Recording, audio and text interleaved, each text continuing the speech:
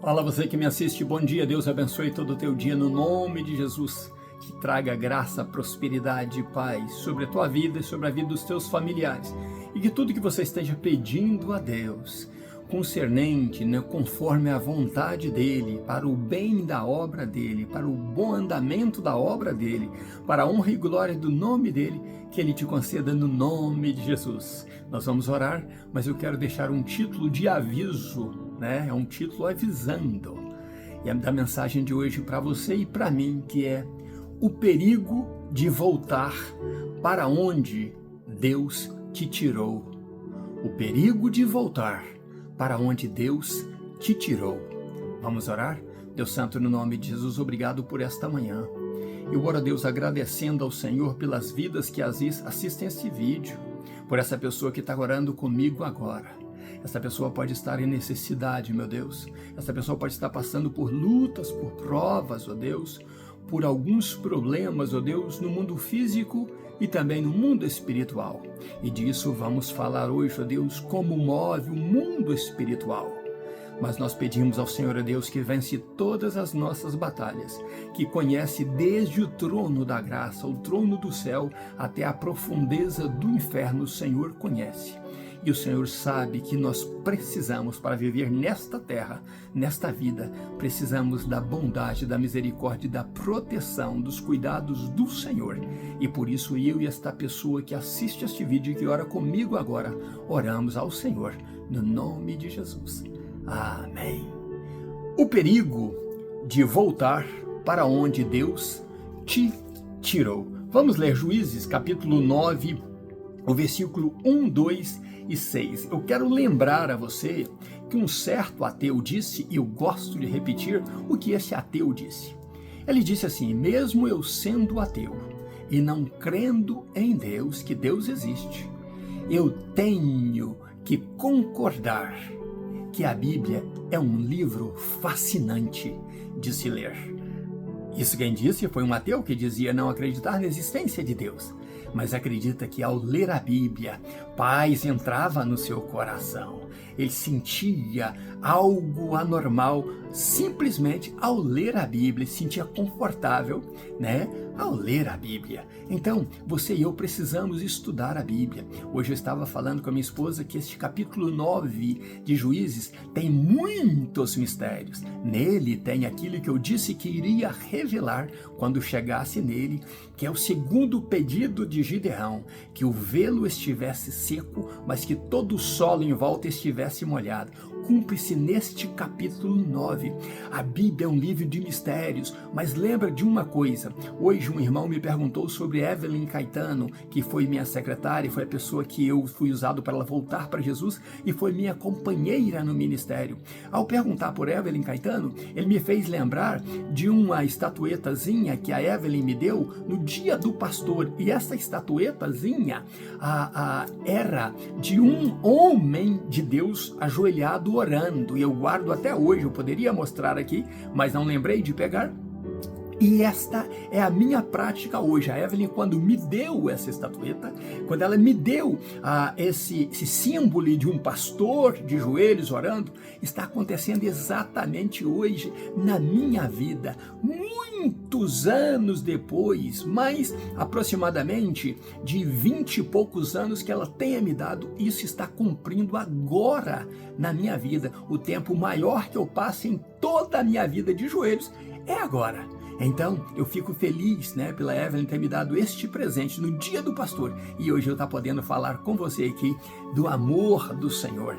Aqui está cheio de mistérios que Deus só revela àqueles que o buscam pelas madrugadas e que fazem estudos minuciosos da palavra de Deus. E eu vou começar a trazer a você estes mistérios de Deus para a tua vida dentro da Bíblia. Então, sendo você cristão ou não, você deveria estudar a Bíblia para você melhorar a tua sabedoria, melhorar o teu conhecimento, porque a Bíblia diz tudo que foi criado, avião, submarino, tudo foi tirado da Bíblia.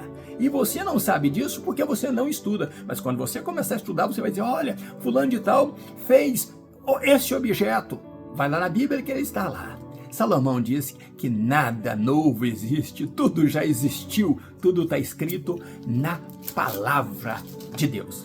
Então, vamos ler, como prometi, o capítulo 9, o versículo de 1, o versículo 2 e o versículo 6, e você vai se deliciar da palavra de Deus.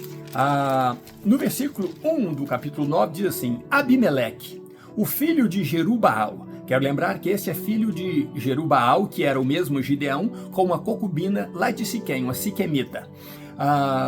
Filho de Jerubaal foi a Siquém até os irmãos da sua mãe, quer dizer, ele foi aos seus tios primeiro. E conversou com eles e com toda a família da casa do pai da sua mãe. Então ele conversou com os tios e foi estendendo a primos, a toda a família da casa do pai e da mãe dele, da casa do avô dele de mãe materna. E disse assim, dizendo, falai, rogo-vos aos ouvidos de todos os homens de Siquém, o que é melhor para vós, que todos os filhos de Jerubaal, que são 70 pessoas, reinem sobre vós, ou que reine um só sobre vós? Lembrai também que eu sou vosso irmão e vossa carne. Esse argumento que ele usa aí é o mesmo que Arão e Miriam usou para contender com Moisés lá, querendo tomar a posição que Moisés tinha, e erraram muito e Deus os repreendeu. E é o mesmo fato que Absalão também usou lá contra Davi, o seu pai. Argumentos humanos e tocados pelo diabo, movidos pelo diabo, para destruir aqueles que estão na presença de Deus. Bom, lemos então o versículo 2, que ele fez esse argumento aí na casa dos parentes da mãe dele.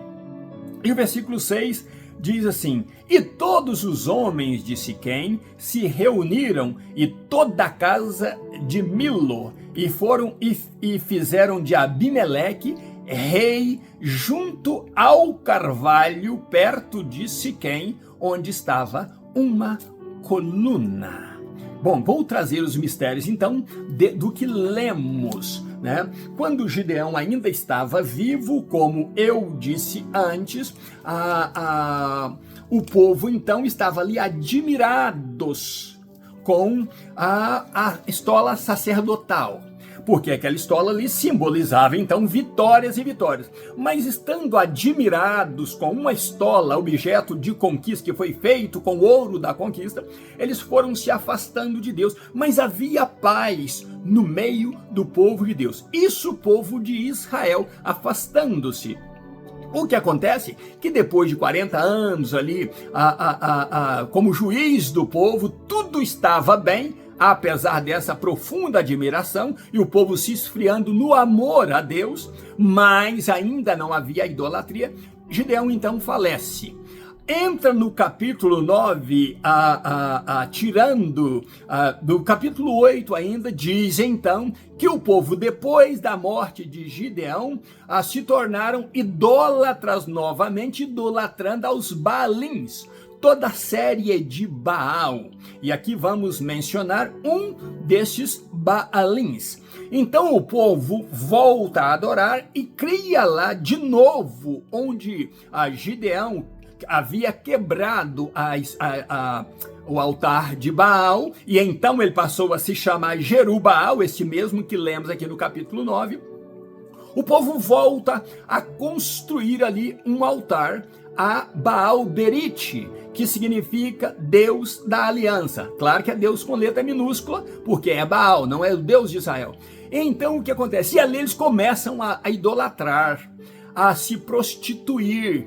Tudo que envolvia Baal era sacrifício humano, era prostituição, era essa idolatria aí, direcionada a outros deuses, coisa que foi proibido para Deus, mas eles voltam a fazer isso. Porém, a Bíblia não diz, mas eu quero dizer a você que Deus me revela os seus mistérios. Porém, os filhos de Gideão não estavam envolvidos nisso aí. Os filhos de Gideão aprenderam com o pai. Mas vamos para o primeiro mistério. Gideão era o caçula de seu pai, como eu disse antes. possivelmente este Abimeleque aí também, que era o caçula de Gideão, mas com concubina, ele vai crescendo ali em Siquém. O mistério é o seguinte, que estes filhos de Gideão, né, de Jerubbaal, olha atenção no nome, Jerubbaal é aquele que derrubou o altar de Baal e que Baal se contenda com ele se Baal for a Deus. Isso está no capítulo 6 de Juízes.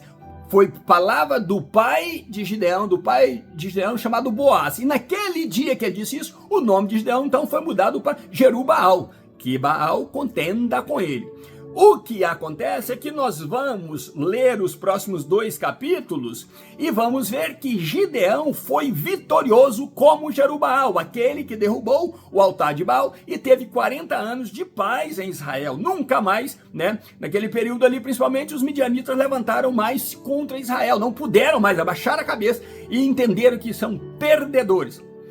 Mas o que acontece é que ali foi suscitada uma profecia de que Baal iria lutar contra a casa de Gideão. Ele não pôde destruir Gideão. Ele levou Gideão a fazer uma estola sacerdotal sem consultar a Deus. Nisso, Gideão falhou em não ter consultado a Deus, se bem que a intenção dele era outra, como dissemos. Mas o que acontece é que o pai de Gideão disse que Baal que se contenda. Baal, que é demônio, né, que é o diabo, guardou aquilo no coração para se vingar mais tarde. Agora vemos o capítulo 9. Esta vingança, então, começa a acontecer. Primeiro, se Gideão, o Jerubbaal, derrubou o altar, foram os israelitas e construíram outro, a Baal-Berite, né? Fazendo deste Baal o Deus da aliança e se esquecendo do seu Deus verdadeiro e todos os feitos de Israel. Por isso que a nossa mensagem passada foi exatamente isso. Como posso esquecer os feitos de Deus? Eles esqueceram. E então começa-se a destruição deste povo. Mas o problema é que Baal-Berite já tinha conseguido ali o seu altar. Então agora ele está mais forte, ele prefere usar então alguém da linha que não era filho legítimo, era filho de Gideão com a concubina de Siquém. Ele então vai ao próprio povo da mãe e diz ao povo da mãe que para ter 70 governos sobre ele seria muito duro. Era melhor ter um só, era melhor ter um, mais fácil de governar sobre eles. O que esse homem estava tentando fazer era se tornar rei. Na verdade, não instituído por Deus e nem aprovado por Deus, ele foi o primeiro rei dessa história de Israel. Ali, ele conseguiu reinar por 3 anos. Mas por que Saul é chamado o primeiro rei? Outra revelação, outra mistério que está na palavra de Deus, e precisa ser detalhe. Porque Saul, ele foi escolhido pelo povo, o povo queria ter um rei, e Saul era o melhor deles, então Deus aprovou Saul para reinar. Então ele foi o primeiro rei aprovado por Deus, né, ungido por Samuel, para então reinar sobre Israel. Aprovado por Deus. Mas esse aí usurpou um caminho que não era para ele, porque Gideão disse que nenhum dos seus filhos seria rei sobre Israel. E era uma profecia de Gideão, mas esse aí usurpou, dizendo-se ser siquemita, do povo de Siquém, do sangue de Siquém. O que acontece, que é outro mistério, que só se é revelado quando você busca a Deus. E para buscar a Deus, você precisa estudar a palavra de Deus minuciosamente. Ele falando com o seu povo e caindo na graça do seu povo, então ele vai à casa de Baal-Berite, ali em Siquém.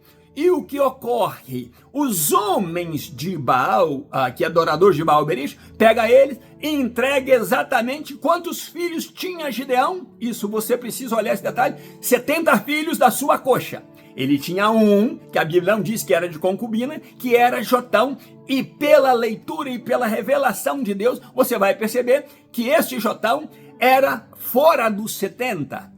Então o que acontece é que Baal-Berite, só Deus sabe de todas as coisas. O diabo não sabe de todas as coisas. O diabo não conhece todas as coisas. Os demônios também não. E nem esse falso Deus Baal, que é demônio, ele também não conhece. Ele dá então para Abimeleque, o filho de Gideão com a concubina, o filho de Jerubbaal, aquele que destruiu o altar de Baal. Ele dá para ele então a prata, o preço de vidas, o preço de valor de uma vida. O mesmo aconteceu com Judas Iscariote, o mesmo aconteceu com os irmãos de José. Então o que acontece? Ele dá 70 moedas, né, de prata, 70 peças, não moedas, 70 peças de prata para Abimeleque. Abimeleque, que sabia que tinha 70 irmãos, ele fala disso, mas o que Abimeleque não sabia, e que possivelmente era um filho depois dele, que existia Jotão,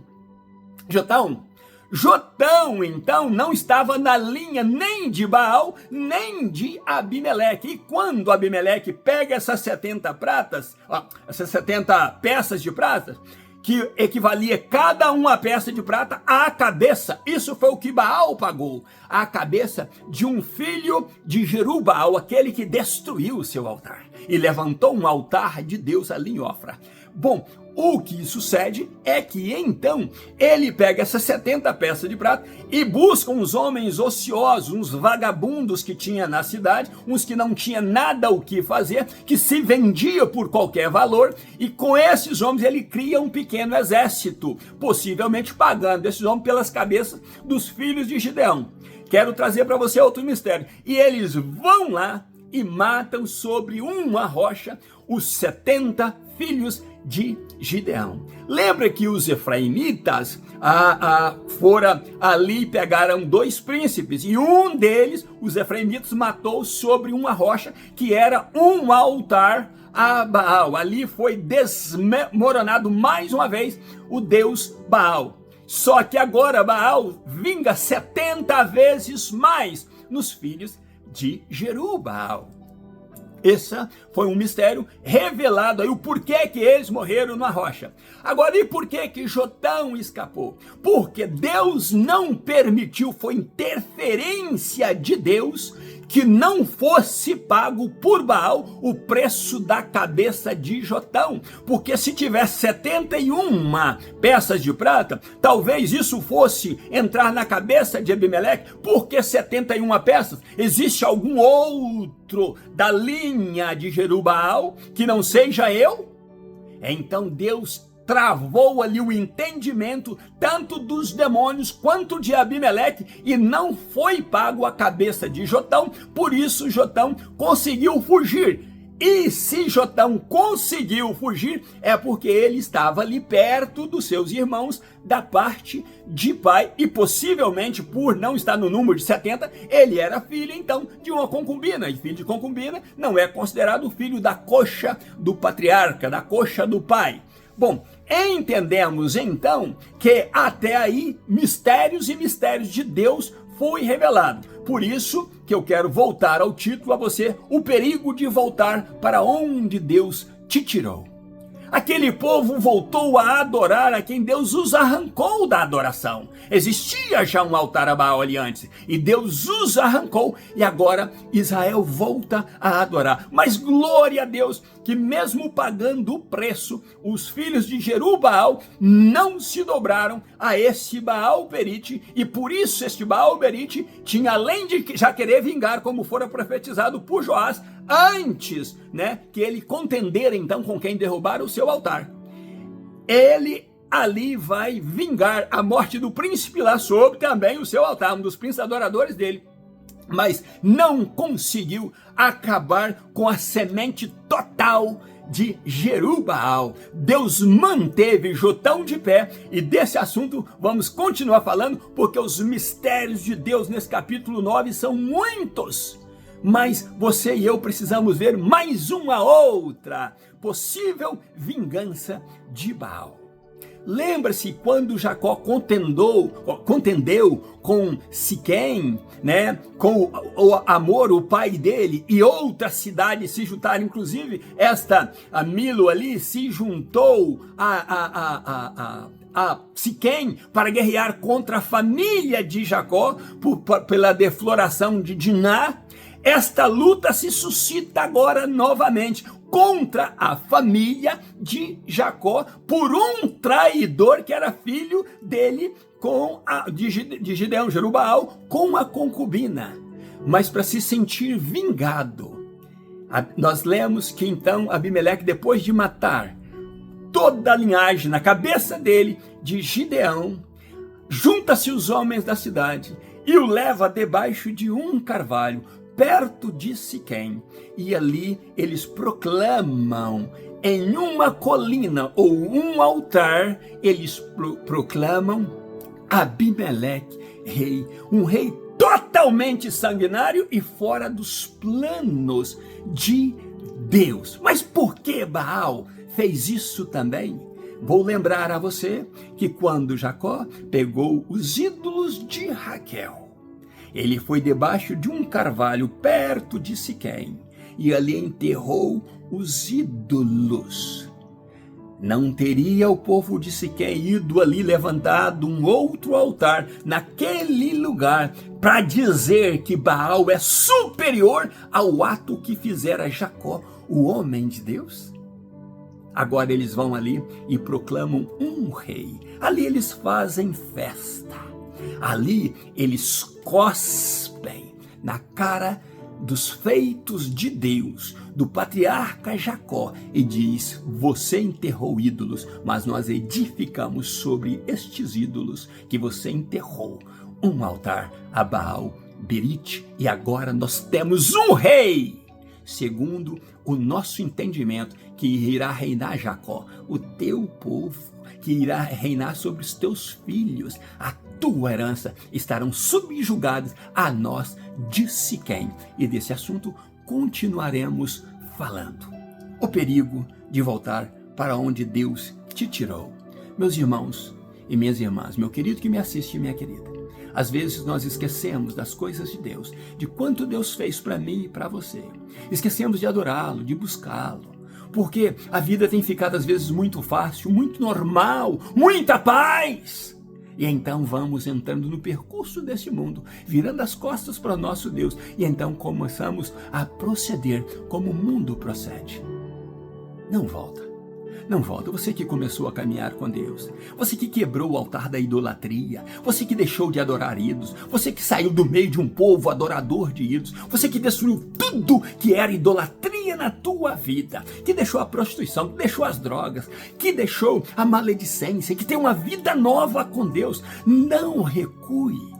Não volte para onde Deus te tirou. Continue o caminho servindo a Deus, mesmo que custe a tua vida, sabendo que o diabo é teu inimigo mortal. Mas o mais importante é caminhar com Deus e Deus estar com você. Eu quero que Deus te abençoe com esta palavra. Seguiremos falando dos mistérios da Bíblia Sagrada de Deus, falando comigo e com você, dia após dia. Eu estou feliz por deixar esta mensagem para você e peço a você, ore e busque a Deus no nome de Jesus. Pastor Riva Martins, um grande abraço meu e até amanhã, se Deus quiser.